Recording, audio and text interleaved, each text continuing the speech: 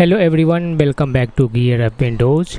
In today's quick tutorial, I will show you how to check the Windows installation date using PowerShell. This method works on both Windows 11 and Windows 10 and it takes just a few seconds. So let's get started. First click the start button, type PowerShell. After that, click on the Windows PowerShell entry. You don't need to run it as an administrator.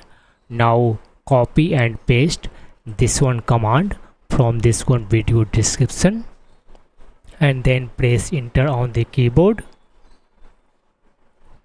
PowerShell will instantly display the date and time when Windows was originally installed on your computer. This tells you the exact date and time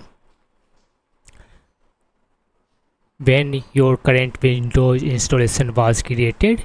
If you have previously performed a clean installation or reset your PC, this date reflects when that installation was completed, and that's it. That's how easy it is to find the Windows installation date using PowerShell in both Windows 11 and Windows 10.